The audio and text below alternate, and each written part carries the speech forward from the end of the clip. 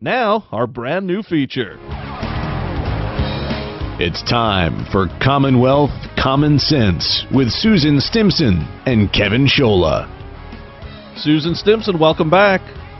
It is great to be here. Thank you, Kevin. Now, I know that Sarah Palin's comments this past week really meant something to you, and you think they're very important. She mentioned on the Greta program that during the campaign with John McCain as her running mate, she was basically muzzled. There were things she wasn't allowed to talk about. Now, we knew this, but she never really publicly said it so frankly in the way she said it the other night. Jeremiah Wright, Bill Ayers, that type of thing. And now what do we have? We have a president with scandal after scandal. So, told you so, basically. And here's Sarah Palin, who Republicans were telling her not to say these things because, of course, heaven forbid you offend Barack Obama. So this really struck a chord with you.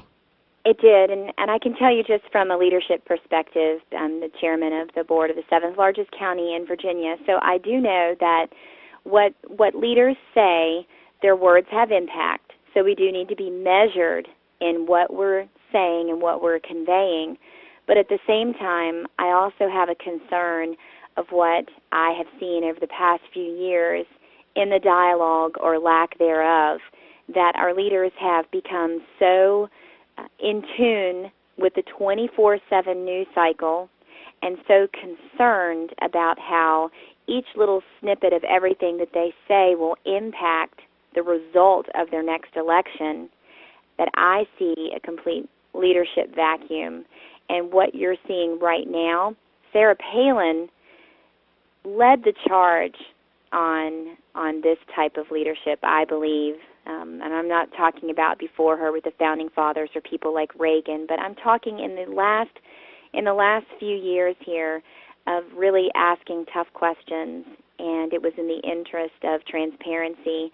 Now, if you fast forward it, we have Chris Christie, who I like a lot of the things that he has done, but now he's saying that Rand Paul is dangerous for asking questions about what is the reason that we would be taking our nation into a conflict where our men and women could be killed or harmed. So I just see this struggle right now of our leaders being afraid to lead, and also a pushback on the power structure to keep control of what the message is.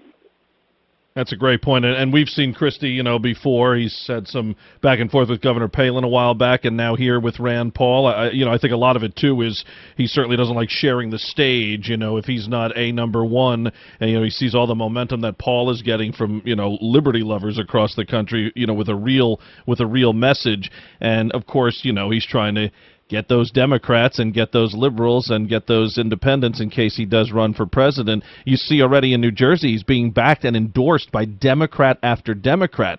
If you looked at that on paper, you could say, well, that's a good thing, working with everybody, yes, but you're talking about people with far left ideology here, Obama backers who are endorsing him, so credibility right there I think is sliding. When he came onto the scene, the thing that was so intriguing about him is that he was unafraid to say what needed to be said, and he was not concerned that it may come across the wrong way, but he was just speaking plainly. And I think that is what the American people are missing right now in their leaders. And certainly I know in my experience over the last year in running for lieutenant governor, there was a struggle within the Republican Party itself for all of us to just remain in lockstep with everything that the Republican leadership was doing. And if we are so programmed to only just go along to get along, then we're going to continue to roll on all of these liberties that we see President Obama just assailing every day. And so I'm calling on Chris Christie to get back to his roots, get back to what made him so intriguing when he first became governor of New Jersey. And I just want to encourage all of our leaders, don't worry about your next election. There is a freedom in that.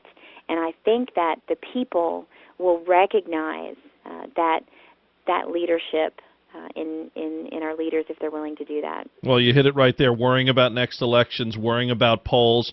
You've seen the change from Christie, who you're talking about specifically, but we've seen it from so many of these guys. You know, they're reading the teleprompters, they're speaking from scripts, not from the heart, and that is the thing Governor Palin, whether when she was the governor of Alaska, when she ran for vice president, as much as she was quote-unquote allowed to do, and certainly now from a pundit standpoint, she does not mince words. She's talking to people the way you and I talk, you know, and the way families talk at their kitchen tables, and that's what's appreciated. And Susan, great points here. I think you're certainly on to something. We'll see if he listens. I mean, we know Rand Paul and Ted Cruz and those types are doing it right. Chris Christie looks like he's going the other way, but we appreciate it, and thank you for your insight.